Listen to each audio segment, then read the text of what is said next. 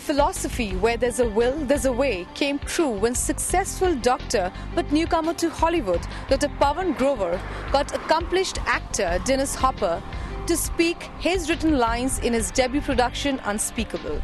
Hi, I'm Ruchi Roy here in Houston, Texas, unfolding Dr. Grover's amazing journey from medicine to silver screen.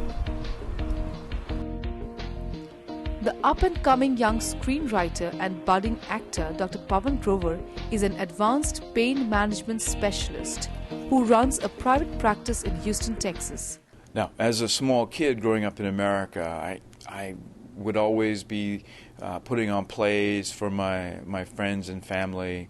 I would drag my little brother Sandeep, who was very serious and thought I was crazy, would drag him in to play Batman and Robin and wear the little cape. And as we got older, I went into medical school, and I was going through the rigors of training, 36-hour shifts and no sleep. It's kind of the dues you have to pay when you're becoming a doctor. My brother had just got married, and he had a 6-month-old child. And then he developed a pneumonia and had to go into the hospital. Now, unfortunately, he developed a type of infection which was resistant to antibiotics, and he kept going downhill to the point where he died. In my arms, I tried to coat him. Now, coating him is a process when somebody dies, you try to revive their heart, and I was working on him. I still remember taking that walk down the hall after he passed away to tell my mother and his new bride that he was gone. Every single moment, every single smell is singed in my memory. And it was the most painful thing in the world, especially for a mother to lose her son. It changed the course of my life in terms of I really realized how short life is. And everything that we sometimes pursue in life, money, fame, all of that doesn't really mean anything. Pain management by itself is a field which combines new age type of surgical techniques and combination of rehab and other kind of techniques to bring a patient and cure their problem out of chronic debilitating pain.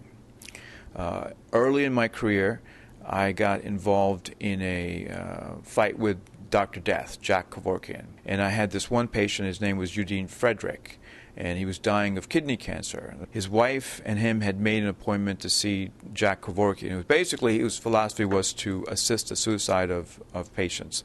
And before he went to see him, he brought him to see us. And we inserted this implant in the spine that injected medication directly to the area of the problem. And he actually became pain-free and became a big advocate against Jack Kevorkian.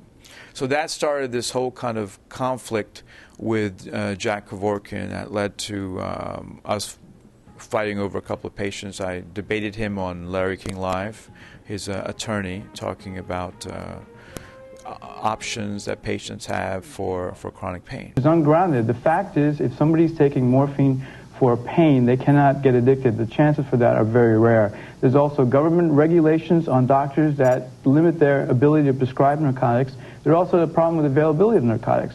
So these are all issues that are being ignored in this whole debate about euthanasia that are a major problem. Your passion to be an actor never died. I mean, even as a busy doctor.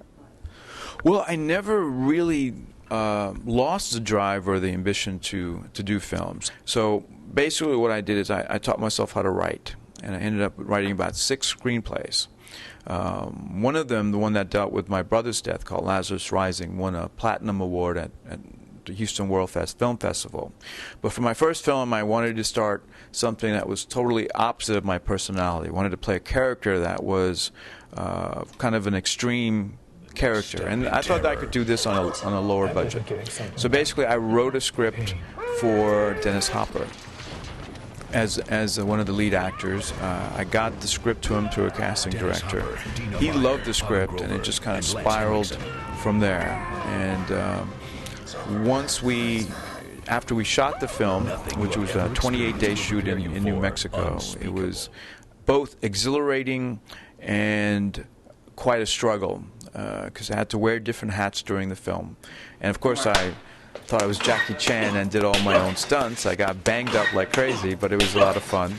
And then was a struggle of learning about the film business, how films get marketed and distributed.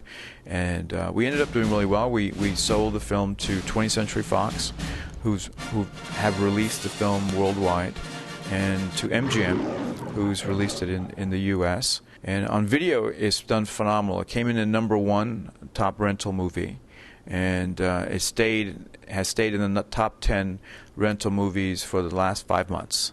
The amount of success that the film has had has become a phenomenal cult hit. Has been quite an experience. Whether in the operating theatre or on a set, Pavan knows only too well how important staying in shape is.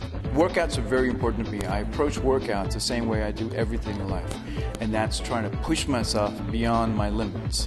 And working out keeps me focused, it keeps me intense, and it keeps me positive. And of course, for some of the films that I've done, I've had to work out with a trainer to get in a certain kind of physicality to the role. But it's kind of the core of my being. Whatever drive that I have, this reinforces when I work out. And because I think that in life, whenever the obstacles are stronger and insurmountable, the hero has to become a much stronger person to overcome it. So that kind of attitude is what I think keeps me driving and pushing to make my goals come true. Well, my other passion is actually dancing. I love to dance, so whenever I'm not working on film stuff, I go out and I go dancing. So I play hard and I work hard, but dancing is my other passion in life. I can do Latin. I've taught myself how to do salsa dancing. Elvis is one of my favorites, but I just love all types of dance, and from Latin to even Bhangra. To hip-hop type of dancing. I've taught myself how to do all of that. Pavan, how do you maintain a balance between medicine and acting?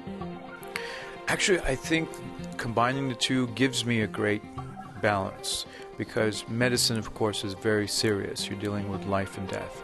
And my creative endeavors kind of balance the other side of that in terms of escapism and bringing up the other side of my brain.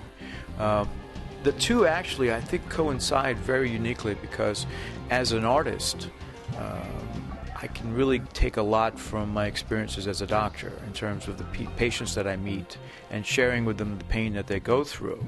It's great spark for me in terms of really getting an insight into what human beings are, what they go through. So I actually think that the two feed off each other and make me a better doctor, and I think make me a better artist.